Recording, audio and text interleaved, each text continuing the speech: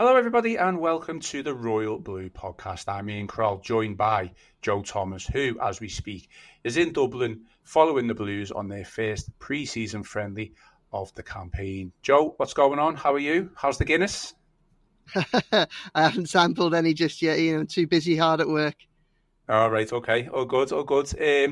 What's on the agenda then? Obviously, the Blues in Ireland for the first pre-season friendly of the campaign. You're following them, trying to get the insight, providing updates. Anything on the agenda before the pre-season friendly on late Friday afternoon? Well, yeah, absolutely lots, because obviously they're out here for the game against Sligo on Friday, the big Seamus Coleman return match. I think that's going to be an emotional occasion for him, and obviously it'll be the first opportunity for Sean Dyche and co to see these players back on the pitch playing against a more competitive opposition. So that's going to be a really interesting one, and everything that the club are doing. They landed here on Monday afternoon, and since then, as we speak on Wednesday morning, they've been conducting training sessions, and they're building up an intensity ahead of that first pre-season friendly. Basically, the staff trying to get them into as good a shape as possible as early as they can in this pre-season. So yeah, stepping up in intensity. There's still a lot of small-sided games and early fitness drills. They haven't had Gaffer's Day yet. Sean Dyche saying that he's trying to keep the timing of infamous Gaffer's Day from the players this summer, and apparently it's leading to a few speculations. He says the players have been getting edgy as they try and work out when the day when there's no balls and it's just pure hard work. His day, my day, as he calls it. They're trying to psychologically prepare for it, but he's keeping them guessing. But yeah, lots of hard work going on. So they've been in and around their training complex for 24 hours or so now, speaking to some of the players and staff. Both had some nice interviews, and just also in passing, just catching up with people in the lobby and around the premises and that. And it's all very relaxed, and it's all feels quite positive, as you'd expect it to do at this stage of pre-season. There's no hardship has come their way yet, but the mood is good, and as I say, he's increasing the intensity over on the training pitches. So they're building on the work that they started last week with most of the players arriving last Monday for pre-season. So we're now 10 days into it. Okay, I forgot to mention that we are not live today, unfortunately, but we still, want your thoughts, your opinions coming in. So once this is uploaded to YouTube, once this is uploaded to our podcast platforms, please get your thoughts in, your opinions, questions and reviews in. Very much appreciated. As always, your interaction is very much valued. Joe, just back to it then.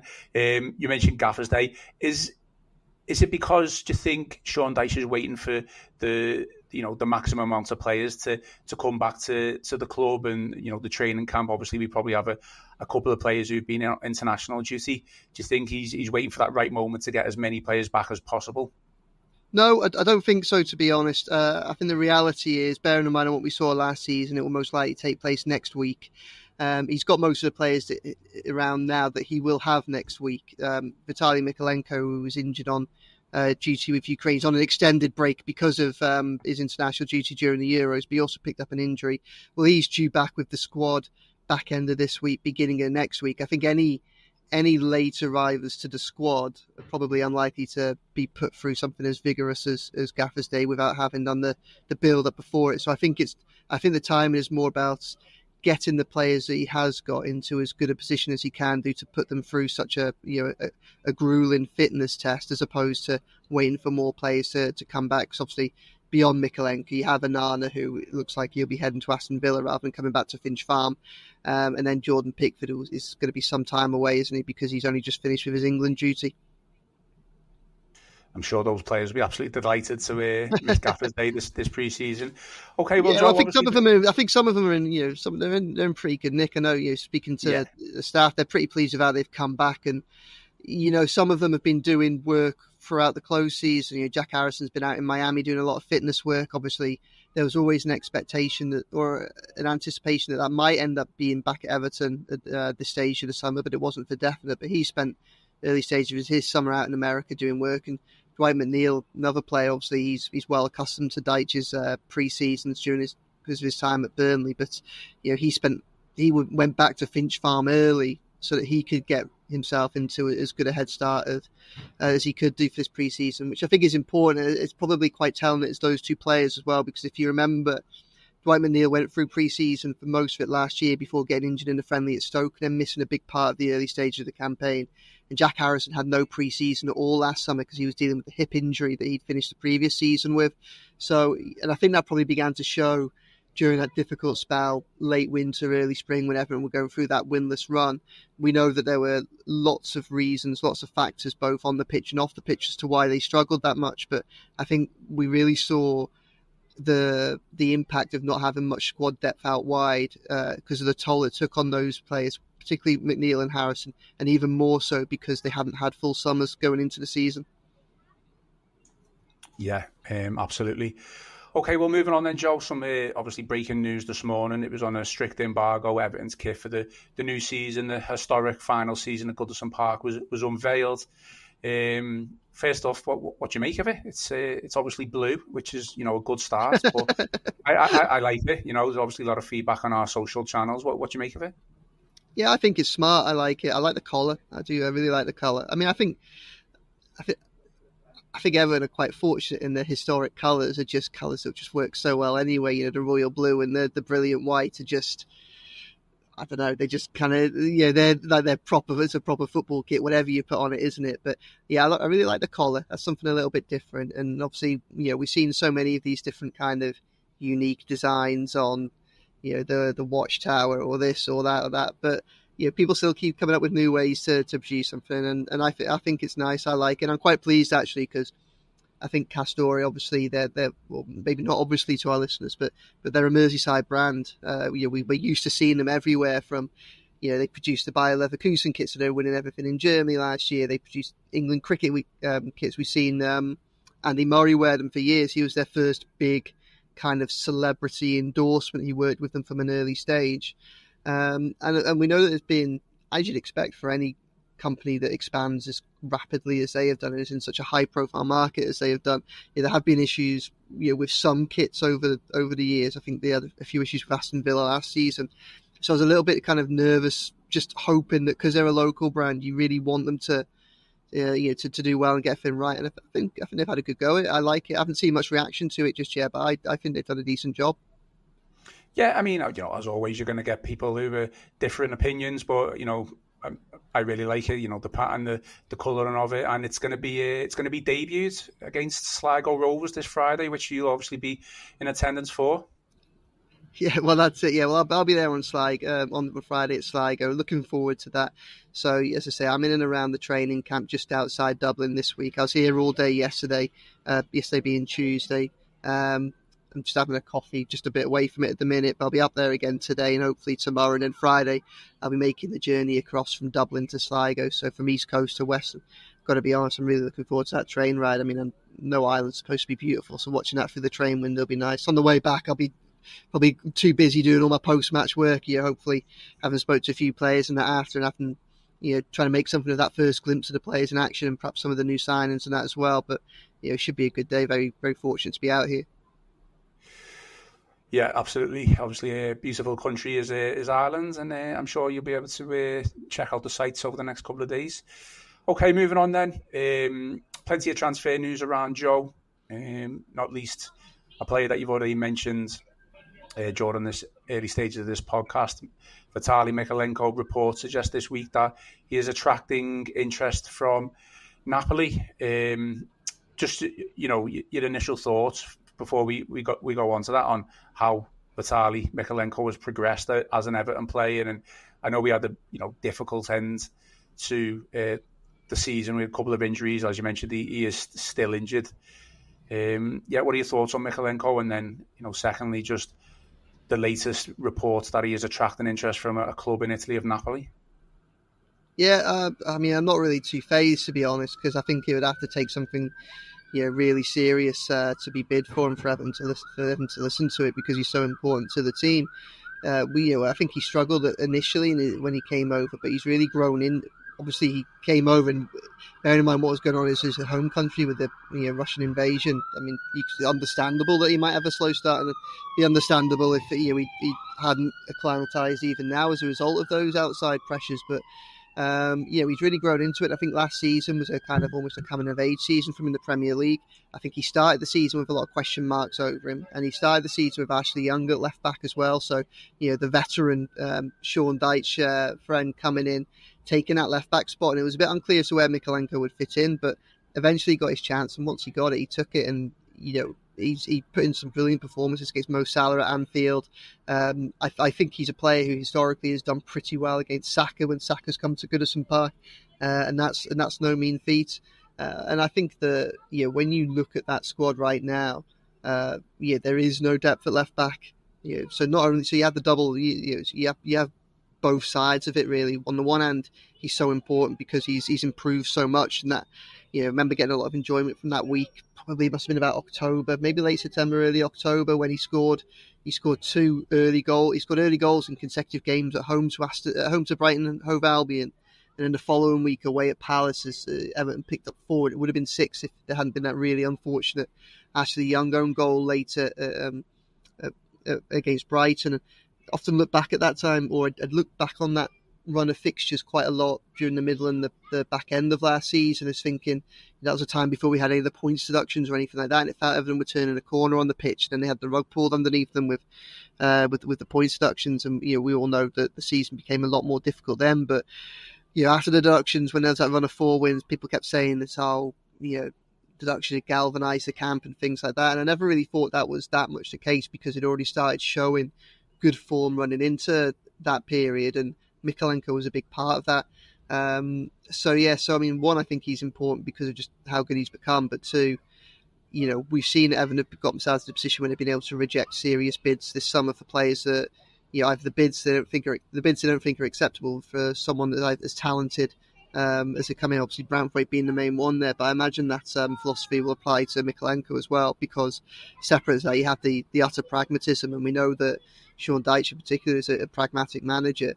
They haven't really got any backup. Their only backup is Ashley Young, and there's every chance he might also be needed on the right back at various times this season as well. So I think that would be an incredibly disruptive move should someone come in and Everton accept it. Obviously, if someone was to come in and put in a bid that was ridiculous, then Everton would have to take a look at it and think, what can we do here? But I think from a starting position, I don't view it that seriously at this present moment in time.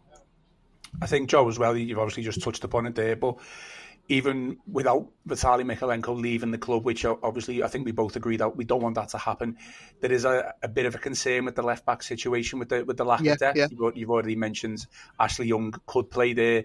We've also seen Jared Branthwaite play on the left-hand side, which, we don't really want to break up that partnership with Tarkowski either. So, what valuation or what valuation of the club would you say putting on Mykolenko, or even yourself? What would be, in your opinion, what would be a bid that would start seeing Everton's attention? I don't know, to be honest, because as I said, I don't think they'd want to entertain it in the first place. It all depends on the context of what happens. For the biggest thing that will happen, in the coming days is whether Onana gets over the line, which we expect to, because obviously if that money comes in, £50 million from Aston Villa, we know that they owe money still. They haven't paid off all the transfer fee to Lille, and there'll be sell-on clauses and things like that. But that's going to be a big boost to Everton's financial situation, both in terms of their spending power and also in terms of their profit and sustainability situation. So what it will do is it means that Everton again will be in a situation where they can probably turn down anything, that they don't have to entertain bids, speculative bids for players. VitaliY Mykolenko is someone that they would only, they surely, unless obviously there was any issue with the player or if he wanted to go back, and I'm not aware of there being any reason why he'd want to move to Italy. They'd really have to get enough money to be able to be confident they could fund, at least bring in a replacement and probably benefit the squad, or at least the finances somewhere else. And there's no major concerns with regards to Mykolenko's fitness, and obviously again mentioned that he's had a couple of niggling injury problems. There are. I think let's be honest, there probably are, because he had a difficult summer, and I think it's probably not been helped by the fact that it was a summer, of such important international action for Ukraine. We ended last season on the on the medical table after getting injured in the derby. And the way he soldiered on till half time to kind of help Everton protect that 1-0 lead up until the break, was really magnificent. And he probably was a situation where he ended up coming back a little bit earlier than he'd have liked to have done, because he was so desperate to play in the Euros, and probably because Ukraine was so desperate to play him. He picked up that injury against Moldova in their last pre-season, in their last friendly before the Euros, had the MRI scans, and the worst fears weren't realised, and it was actually okay. But then, obviously, he was able to play in the final group game, but again came off injured in that. Now, the injury isn't serious, and there's an expectation that he will join, at some point within the next week, rejoin with the group and hopefully begin some fitness work. There might be a little bit of recovery work, but there's no fear of it being a long-term injury at this stage. But I think that whatever happens and however fit he returns, he's a player that will be coming back to the Everton camp having had three injuries in 3 months. So everybody has to bear that in mind. And obviously, having Ashley Young and his versatility in the squad is useful. But those fullbacks, and I know the priority at the minute is mainly looking on the wings and trying to find wide options to supplement McNeil and Harrison. And I think that is probably the right thing to be doing. But I also think that the club will have in the back of their mind those fullback positions, and whether there's anybody they can bring in to, especially there's someone they could bring in who could play on both sides. But left back, there are questions over left back and right back this season, and if a Mykolenko injury was to be combined with a Coleman injury, and Coleman and Patterson have both struggled for fitness, and Ben Godfrey's gone to Atalanta, so you're only 1 or 2 injury or suspensions away from not really having any options on either side. Although, as I think about it, I still think that there is a world in which it might not be his favoured position, but I do think James Garner would be a very competent right back in the way that Dyche plays, so that would also be an option. Yeah, to be fair, it's a good shout. I do like James Garner as a right back, whether that's his, permanent position in the squad. I would doubt that, but I do think he could do a job as a utility player there. But obviously, we would like to see James Garner maybe push further forward in that centre of midfield. Just quickly, Joe, one thing that I didn't add to our agenda. No curveball here whatsoever, but just Dele Alli. Just because we're talking about whether James Garner would fit in the centre of the midfield or as a right back option. Where now that Dele Alli is, it seems to like he's got the all clear to play for Everton. Without Everton having to front up more money. Where does Dele Alli fit now in that midfield? Because it feels like Everton are quite stacked with regards to his position with Decore, Ali has mentioned, and obviously Illiman and Dyche as well. Yeah, well, I think it's very important to be cautious in relation to Dele. I broke the story last week that Everton entered into new talks over, with Spurs over what they could potentially do with him. It was quite difficult because we were on the Royal Blue podcast, probably might have been last Thursday, and you were asking me about Dele, and I was halfway through standing up my story, and I couldn't quite say what I wanted to say just because I wasn't quite there yet. But Everton had gone back this summer. They'd gone back to Spurs to discuss the conversation.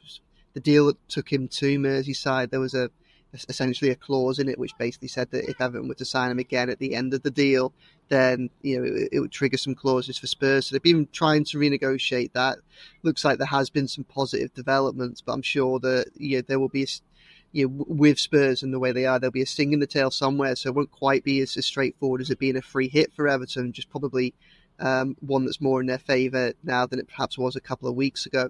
I think the thing with Dele is, I think what Everton are doing is more than anything. One, they're keen to support the player as he continues his rehabilitation, and two, I think, I rather than being the case that Everton are desperate to sign Dele Alli again, I think it's more a case of Everton are really keen to make sure they have first refusal if towards the end of this summer there starts to become the glimmers of the player that we know he can be again. I think it's sensible what they've done, because what they are, there was a danger they'd be in a situation where they do all the hard work of helping him get back to a position where you could have confidence in his ability to play a role next season, but then because of the contract as it was with Spurs, not be able to exploit it, and someone else will just come in and just build on the hard work that Everton have done and take advantage. Well, now Everton effectively in the situation where they've got first choice on that. So, I've not seen him in and around the training drills yet, but obviously I've seen some of the work that he's been doing before pre-season. So he seems to be, he's certainly back on the grass and doing things like that. And I think that Dyche is someone he values having him around. I think it'd be a bonus if you can get that, but it's very much a kind of a cautious. Let's just wait and see. The opportunity's there if it works for everyone, but there's still a long way to go. I think in terms of Everton going, this is something that we want to exercise. In terms of the squad options in that position, I don't think that they are overpacked, because I think the reality is that Sean Dyche plays he plays a three-man midfield, and he likes to have one of those, the middle three, kind of almost operating as a support striker, as we've seen Doucouré do for so long. Well, if you take Amadou Onana out of it on the basis that he's likely to go to Aston Villa, and if you accept that Timo Robenham is a promising player, but a player that's had limited opportunity in the Premier League so far, so he's probably still a degree of a development player, well then you're left with Doucouré, Garner, Gay, and Ndiaye. And I think Ndiaye is a natural successor to the Doucouré role. He feels like he's a more natural player and probably someone whose talents are better suited to the role that we've been asking Doucouré to do for 18 months. But I think the beauty of that move is that, one, it strengthens. I think it improves Everton in a key position. Because I think he's a more intelligent player in that role behind the main striker than Abdoulaye Doucouré. But the bonus kind of side effect of it is that it allows Dyche to consider dropping Doucouré deeper and playing him in one of the two spots behind. And I think that's really important when you think of the lack of strength in depth, but also the loss of Amadou Onana. And, like I just said there, we need to be patient with someone like Timo Robenham. And there's always a danger that James Garner could end up being... Well, James Garner is probably competing with Ashley Young as backup for right midfield. We've seen Dyche utilise him there, and I don't think it's his favourite position. I think we'd all agree it's a position we'd rather not see him in. But with the squad as it stands, Garner's versatility will be crucial. So any new bodies coming into that midfield, that just give them the options to freshen things up. To try something different, to cover the suspensions that inevitably come in the season, or the injuries. I think that'd be useful. I think in that context, there's a way in which Dele certainly makes sense. So it's interesting, every single point that you've made there, because I was going to come on to Onana last, but I'll come on to him now because me and Chris Beasley did a bit of an in-depth discussion on Onana earlier in the week, which if you're watching now on the YouTube channel, you can go back and listen to. It's all still relevant, but obviously interested to hear Joe's thoughts with regards to this. The fact that we're talking about so many midfield options now, obviously that includes Dele Alli. Are we expecting a replacement for Onana, or is it literally what you've just said there about Doucouré dropping back, and Ndiaye, being the natural number 10 behind the striker? Is that something that Sean Dyche is going to consider rather than coming in for a replacement? Because we've obviously, over the past couple of weeks, months, been linked with a number of centre midfielders, including Calvin Phillips. So what is the dynamic with regards to all that? Are we expecting a replacement for Onana? I think that you have to view everything that Everton have done in the transfer window so far in context. And I think that Everton started this summer in the position where they hoped that a proper bid for Amadou Onana, they hoped that an acceptable bid for Amadou Onana would come in. So it's not like the emergence of Aston Villa's bid for him came as a surprise and they'll have to scramble to replace him. I think some of what they've been doing has been a proactive, almost a first strike measure, and I think that's dictated some of their actions in the transfer window. I think that's why, for all the talk about PSR shenanigans, for those of us inside the Everton bubble, that's why a deal for Timo Robenham, who is a similar player, similar attributes to Onana, that's why he made sense coming in, even though he might be raw and even though he might be someone that we've not seen a lot of at this level. I think it also factored into the Iliman Ndiaye situation because, again, you can see the role in which he's likely to play in that squad. and you can see how that then frees up the Corey to be another option, sitting a bit deeper. So I actually think that some of the work to mitigate the loss of someone like Onana has already been done. But I think that whenever we're trying to evaluate the deal that we expect to get done for Amadou Onana, we have to kind of be fair to everybody and work on the basis that he wasn't in Sean Dyche's starting 11. So it's not a case that there's a big hole in his preferred starting 11 there that's got to be replaced. You can do a little bit of fiddling around the edges. Personally, for me, I think the deal is a good deal for everybody involved. I like Amadou Onana. I don't think anybody is in doubt about his talent. I expect him to go to Aston Villa and be very, very good. And I expect there to be a lot of people saying, why didn't he do that for Everton? And it's just a reality of almost, right player, wrong time. He was brought in during the Frank Lampard era when Everton were trying to perhaps transition to a more progressive style. That backfired, and the relegation battles that followed led to a degree of pragmatism, and obviously led to the appointment of Sean Dyche. And it's been an unhappy marriage ever since. That's not to say that Onana hasn't had good games and hasn't been an important player in the progress that Everton have made over the 18 months, but I think that there's almost, Everton have been a handbrake on his development, and he isn't a player that is perhaps best suited to, whatever they're trying to do either. So for me, I expect him to go somewhere, and I think he's probably a 75, 80 million pound player. I think Aston Villa are getting an absolute bargain. But what I ultimately think is, and now more so than ever, for Everton right now, 50 million pound in the bank is worth more than 80 million pounds on the bench. And for that reason, I think it's a pragmatic decision, but it's one that suits all parties because, it's another deal that'll strengthen Everton's financial position. It's another deal that might help, grease the wheels for other squad improvements elsewhere. We've seen that they're being quite active in their hunt for a winger, and I'd still say another wide option is a more important target and priority than another central midfielder, even if Onana was to go at this stage. And it's just given them a little bit more capacity to be a little bit more inventive about what they're doing. And look, this summer is still going to be a hard one. They've still got there are still lingering financial issues. There isn't a huge amount of money to spend. They are going to still have battles to keep some of their better players. There is the Dominic Calvert-Lewin situation that needs resolving. There is, Manchester United look on the verge of signing Lenny Yoro now for the centre-back from Lille. So that might lessen their interest in Brantford, but they still have it, and other clubs will have an interest in Brantford as well this summer. So Everton are still they're still at the mercy of developments in the transfer window, as anyone is at this stage. But the work that has been done so far has helped strengthen their position. And I think that there was very much a danger that this transfer window was one that unfolded where Everton were just constantly having to react to the circumstances that they were dealt, when actually I think they've maintained a degree of control over it. And I think everything that's happened so far has taken place on Everton's terms. And the longer that can go on for, the stronger their position will be. One thing is for certain, Joe, is that my dream of playing Dwight McNeil in the middle is probably over now, which obviously I'm sure you're going to be extremely happy about. Not necessarily happy about, but I guess the fewer opportunities he has to play in the middle, the smaller the chance of me being proved horrendously wrong there is.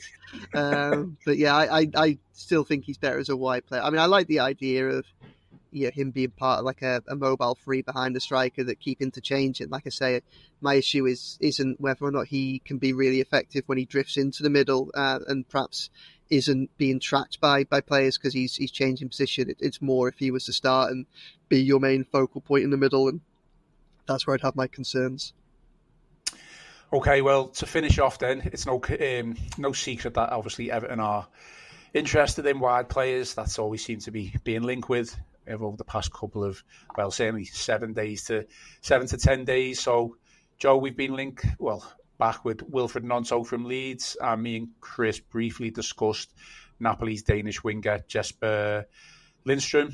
Obviously, we know Everton have been very interested in Gnonto for a long time now. What are we thinking with those two? I think obviously reports with regards to Everton being linked with Lindstrom, everyone thought there could have been a swap deal with Mykolenko. I think maybe that's why those reports started circulating as well. But, we're hoping that's not the case. But, in terms of the actual wingers that we're being linked with, are those the two that you would be happy with? Are those the type of talents that Everton should be going for? Well, I think Gnonto would be a really astute, not even astute. I think Gnonto would be an exciting sign. Like him, he's only 20, seen a lot of English football, we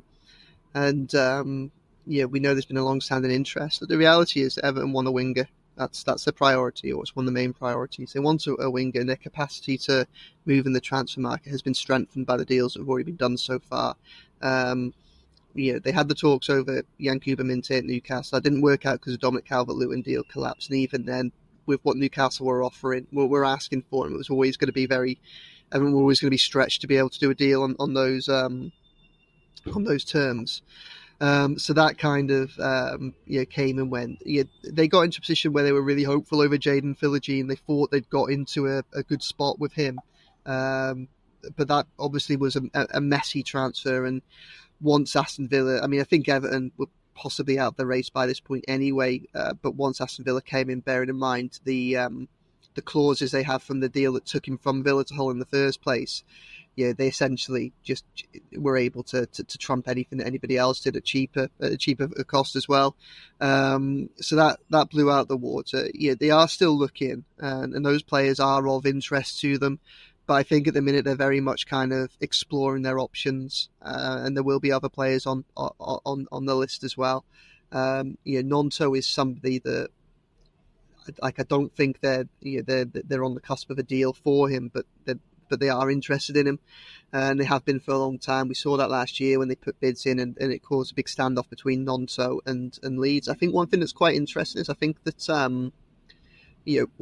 Leeds' position's weakened because they haven't returned to the Premier League straight away, so their negotiation position is slightly weakened in that respect. But I also think that, and this might be an interesting one as well, like I'm not 100% on this, but my understanding is that I think he's changed agents since last summer. So, that might signal there might be less of an opportunity to things to become the circus that they were last year if he's got different people in his ear. We don't quite know who was saying what at the time, but perhaps there's been perhaps we might end up in a more mature situation this summer over his future. But again, with someone like Gnonto, Everton aren't the only team that are interested as well. So I think at the minute, the club feel probably a little bit wounded by what happened with Philogene, in the sense that I think they thought that they had a deal there that could get over the line. Factors outside their control changed that, and now I think they've withdrawn slightly and are just weighing up what to do next. Because I think they're reluctant to end up in a situation where they keep getting 75% towards a player, and then having all their hard work undone by something else emerging. So almost a degree of protectionism in their approach, just to try and be a little bit more clinical in who they go for and how they go about it. And Jesper Lindstrom, Joe, obviously linked, plays for Napoli, linked with Everton. He's not had the best. I haven't mentioned this the other day. I haven't seen much of him, but I have had an overview of his stats. He hasn't had the greatest of seasons, certainly as an offensive player. But there does seem to be a player there if you look at his stats when he played in Germany. Yeah, well, those are the type of players that Everton are probably in the market for, aren't they? Players that have shown glimpses of it in the past, but perhaps aren't right at the top of their game now. That was a bit different with Yankuba Minteh. Had a brilliant season at Feyenoord last season, but as say the Dominic Calvert-Lewin deal, potential for a Calvert-Lewin deal, kind of was the defining factor there. Once that fell through, so did any opportunity for Minteh. They're looking far and wide. They've got lots of wingers are players that they've been looking at for a long time and started looking at last summer. So there will be other players on the list as well. Okay, good stuff, Joe. Any final remarks or updates before we finish off? And I'm sure you start. No, just heading up to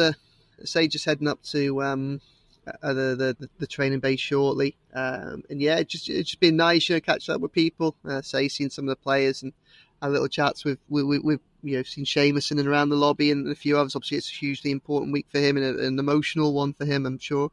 And then just I think